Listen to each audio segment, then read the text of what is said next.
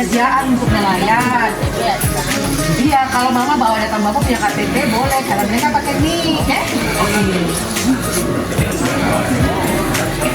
Kakak juga kasusnya sama, Kak? Lengkap.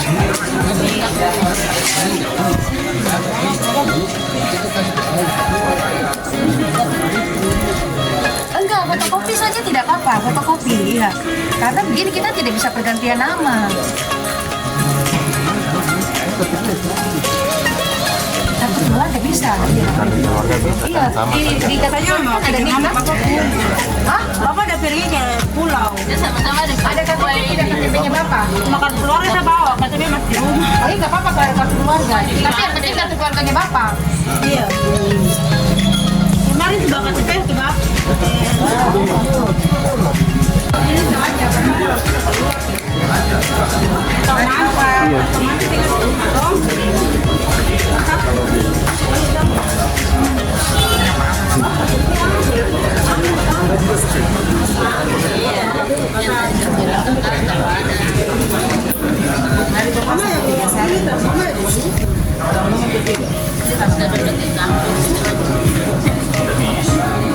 Dua-dua dengan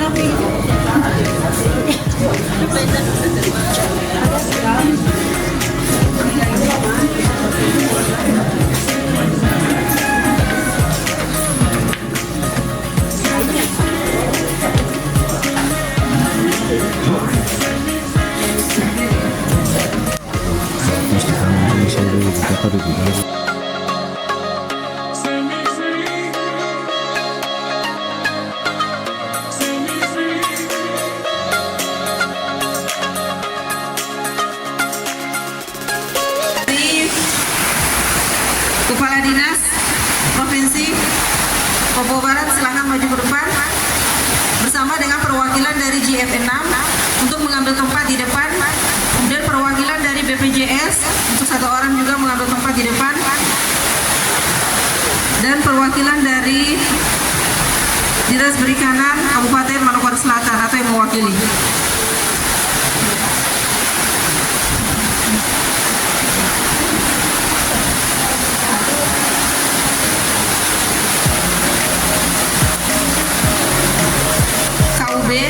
Manokwari Selatan dimulai.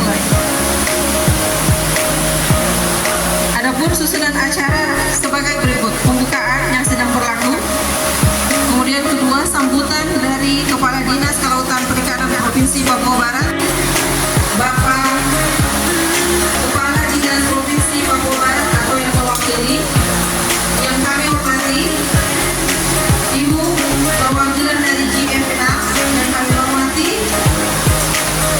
perwakilan dari BPJS Tenaga Kerja, dan yang kami hormati Kepala Dinas Perikanan Kabupaten Manokwari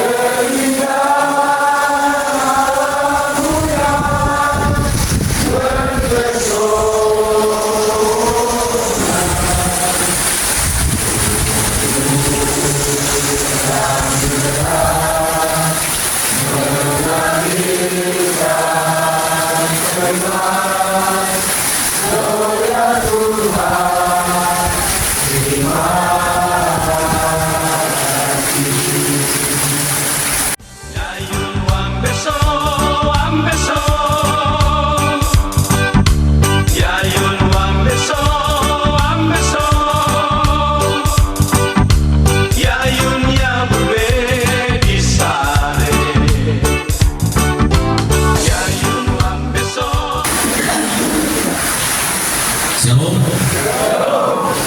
Wassalamualaikum warahmatullahi wabarakatuh. Salam sejahtera untuk kita sekalian. Terutama saya menyampaikan permohonan maaf Kelautan Perikanan Provinsi Papua Barat dalam acara pendaftaran asuransi badan penyelenggaraan jaminan sosial BPJS dan calon pembentukan operasi usaha bersama di Manokwari Selatan tahun 2024. Yang terhormat Kepala Dinas Kelautan Perikanan Kabupaten Manokwari Selatan yang mewakili Kabin. Yang terhormat Bapak Narasumber dari Badan Penyelenggaraan Jaminan Sosial BPJS Ketenagakerjaan. Yang terhormat narasumber dari Dinas Koperasi dan UMKM Bapak Auri Desa MH Kabit Kelembagaan dan Pemberdayaan Koperasi. Beliau sebentar juga dan ada beberapa kami di sini untuk memberikan materi. Beliau adalah yang terhormat narasumber dari pejabat notaris Ibu Gita Namaria Cotong Desa UKM. Yang terhormat narasumber dari JF6 Bapak Jamil dan Ibu Riani. Ibu sudah ada di sini kita. Bapak Jamil baru pesawat saat perjalanan ke Manokwari Selatan. Yang kami hormati dan banggakan Bapak Ibu nelayan, para undangan yang hadir pada kesempatan yang berbahagia di pagi hari ini. Waalaikumsalam. Selamat pagi dan salam sejahtera untuk kita sekalian. Untuk mengawali kegiatan pagi ini, marilah sama-sama kita memohon kehadirat Tuhan Yang Maha Kuasa. Seraya kita berdoa, mudah-mudahan kegiatan yang akan kita laksanakan pada hari ini akan bisa membawa kebaikan bagi kita sekalian. Dan izinkan kami atau saya akan berdoa menurut agama saya, yaitu agama Islam. Bagi Bapak, Ibu yang beragama lain, bisa menyatukan hati untuk sama-sama berdoa sesuai dengan agama dan kepercayaan yang masing-masing. Bismillahirrahmanirrahim. Allahumma sholli ala sayyidina Muhammad wa ala sayyidina Muhammad sayyidil awwali wal akhiri wa radhiyallahu ta'ala an sahabati Rasulillah jami'an walhamdulillahi rabbil alamin. Hamdan syakirin, hamdan na'imin, hamdan yuwafi ni'amahu wa yukhafi masidan. Ya Rabbana lakal hamdu kama yanbaghi li jalali wajhika wa li sultanik. Allahumma alhimna ma'arasida umurina wa ahisna min syururi anfusina wa min sayyiati a'malina. Subhanal munafis yang kulli ma'yun, subhanal mufarris yang kulli ma'sun, subhanal man jala qasaina banaka fi manun, subhanal man idarata syai'an yakula lakum fayakun. Ya mufarrij farid fari anna ma'uhum ma'uhum.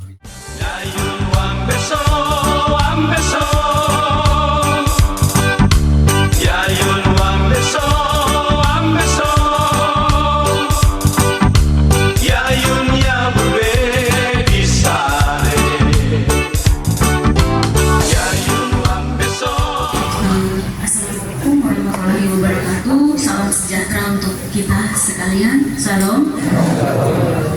Yang terhormat Bapak Kepala Dinas Kelautan dan Perikanan Provinsi Papua Barat, yang kami hormati Kepala Dinas Perikanan Kabupaten Manokwari Selatan, dan yang kami hormati juga para narasumber yang hadir pada saat pagi hari ini. Kita patut bersyukur karena atas kebaikan Tuhan kita masih diberi kesempatan untuk berkumpul sama-sama di hari ini. Izinkan saya, Kuriani, atas nama Program Project Manajemen PPMU Juvenal Jepra Indonesia, memohon maaf pada Dinas Perikanan Kabupaten Provinsi Papua Barat atas keterlambatan pelaksanaan kegiatan ini.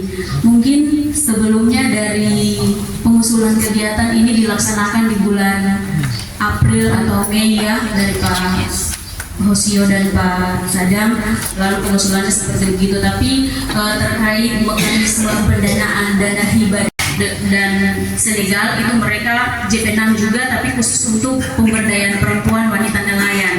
Kemudian di Amerika Latin ada di Peru dan Senegal, itu mereka khusus untuk mangrove. Kemudian kalau di Indonesia kita untuk IAFM atau perikanan berbasis ekosistem untuk wilayah timur Indonesia. Jadi di Indonesia ada 3 kampung percontohan untuk JP6 ini sendiri. Ada satu di WPP 717 itu di Papua Barat, Kabupaten Teluk Gundama, Kampung Menarbu. Mereka di sana untuk ikan pelagis kecil. Kemudian ada di WPP 718 untuk Maluku Tenggara, ada di Kampung Watkida. Kemudian ada juga satu di Serang bagian timur untuk WPP 715 itu ada di Kampung Pilitai. Jadi kegiatan JP6 ini lebih mendukung ke nelayan skala kecil, kemudian ikan spesies penting, kemudian rajungan, kemudian penyu belimbing, hiu paus, dan revitalisasi masyarakat hukum adat, kemudian pemberdayaan perempuan. Kesempatan waktu yang sama, karena mungkin kami sudah sibuk dengan yang lain, Mbak. Karena dengan kesibukan tadi yang kami sampaikan, memang ada beberapa yang harus kami urusi, termasuk tadi provinsi ya, termasuk beberapa kabupaten kota yang lain yang memang perlu kita lakukan edukasi seperti ini. Jadi BPJS Ketenagakerjaan itu Bapak Ibu lahir dari Undang-Undang 40 tahun 2004 lewat namanya Undang-Undang SJSN, Sistem Jaminan Sosial Nasional. Ya. Di Undang-Undang 45 disebutkan bahwa seluruh masyarakat, seluruh warga negara berhak untuk dijamin sosialnya melalui negara lewat undang-undang, gitu ya. Dalam hal ini lahirlah Undang-Undang BPJS, melahirkan 2 BPJS Bapak Ibu. Yang pertama tadi BPJS Kesehatan untuk menyelenggarakan program kesehatan seluruh masyarakat ya. Yang kedua namanya BPJS Ketenagakerjaan, di mana program ini untuk melindungi seluruh pekerja yang ada di Indonesia. Bapak Ibu mungkin dulu pernah dengar nama istilah jam sostek, ya. Jam sostek itu dulu diperuntukkan untuk pekerja di perusahaan, untuk pekerja di perkantoran. Tapi dengan lahirnya undang-undang mengatur. Jadi di sini tadi secara umum sudah dijelaskan oleh Pak Chandra apa itu BPJS Ketenagakerjaan, apa manfaatnya. Ini sekarang tugas saya rinci-rinci. Nah, berapa sih apa sih manfaatnya, apa gunanya untuk kita, khususnya kita pekerja yang memiliki profesi sebagai nelayan. Ya, saya kalau sosialisasi biasanya lebih nyaman berdiri, jadi saya jadi berdiri boleh. Nah, biasanya juga bapak-bapak, adik ibu juga ya. Bapak Ibu, sebelum saya sosialisasi, saya selalu kasih hadiah. Ada yang mau hadiah? Nah, ini hadiah pertama saya kasih untuk Bapak atau Ibu yang rumahnya paling jauh dari sini siapa? Angkat tangan. Bapak dari mana? Hah? Yang paling jauh, Bapak dari mana? Ada yang lebih jauh? Bapak dari mana? Raspberry, sama Raspberry jauh mana? Bapak yang paling jauh ya? Oh ya sudah, oke. Saya kasih hadiah. Ini saya kasih gelas Pak Timo untuk minum kopi tau? Oh ya, tepuk tangan dulu. Selamat dulu tuh Pak. Selamat ya. Yang lain masih mau hadiah? Fokus ya, nanti siapa tahu ada nanti teman-teman dapat hadiah. Oke, bisa kita mulai? Oke, tadi dari panitia sudah kasih sama Bapak tulis. Mereka datang untuk sosialisasi seperti ini, untuk kami masukkan nama-nama untuk BPJS. Namun kita lanjut usia tidak bisa. Jadi saya mau tanya, apakah batas umur untuk bisa mendaftar untuk BPJS? Karena saya mau mendaftar, tapi mereka katakan bahwa Bapak sudah lanjut usia tidak bisa. Itu saya. Banyak bagus sekali. Bapak silakan. Nama saya Makin Sulai. Ya. Cuma tadi penjelasan saya tadi sangat akurat dan itu membuat manfaat bagi saya sendiri. Dan memang saya tahu bahwa apa fungsi dari BPJS dan dan ini fungsi ini kadang juga ditanya-tanyakan, terutama bapak-bapak kadang salah tidak menyimpang baik. Kebanyakan kalau BPJS tentang kesehatan biasa, pasti ibu paling utama itu. Karena biasa banyak memperhatikan keluarga, anak sakit bahkan melahirkan semuanya. Tapi yang saya mau tanyakan ini sangat resmi. Dibilang undang-undang dasar, ini sangat resmi. Undang-undang dasar dilindungi oleh Undang-Undang Dasar tahun 1945. Dan kalau di BPJS ini kita sebagai masyarakat kalau kita menikmati itu menunjang kesejahteraan hidup. Nah, cuma kadang muncul pertanyaan, tapi biasanya dari kesehatan Pak. Nah, baru saja hari ini saya ikut jadi saya baru memahami tentang BPJS ini. Biasanya kalau ada sebabnya kesehatan, merujuk ke rumah sakit, kadang ibu-ibu sini kita mereka bertanya, Pak, kami punya BPJS, kenapa kami masih mau bayar rumah sakit lagi? Nah, ini pertanyaan yang buat kami semua itu resah. Terus yang kedua, tadi BPJS ini juga asuransi itu menunjang tenaga kerja semasa hidup. Jadi mungkin pertanyaan saya itu, apakah tidak menutup kemungkinan kalau sewaktu-waktu kita nelayan ya, kita ke laut, mungkin ada kegiatan kerja di pasar, atau mungkin sementara bawa motor ketabrak. Ini yang membuat ini sangat berkurang. Kalau untuk saya pasti juga dinikmati oleh bapak-bapak yang hari. Jadi itu yang pertama, kira-kira jaminannya seperti apa. Terus kedua, kalau seandainya kita punya BPJS yang kita dapatkan sekarang, seandainya kalau hilang, karena kita sering punya kesibukan, ternyata kalau hilang, kira-kira gimana kita bisa dapat? Karena ini sangat membantu dan sangat memahami selama kita bekerja. Maka tadi saya punya satu pertanyaan untuk teman nelayan saya, sebelum Pak, supaya bisa mendapatkan BPJS yang sekaligus tunjangan, beli bensin sedikit. Biar lari-lari sampai ke laut bensin habis. Itu sebulan lagi. Tapi saya balik bertanya, bukan berarti begitu, bukan berarti dari BPJS. Oke, baik. Kasih tepuk tangan dulu Pak untuk pertanyaannya. Langsung dijawab.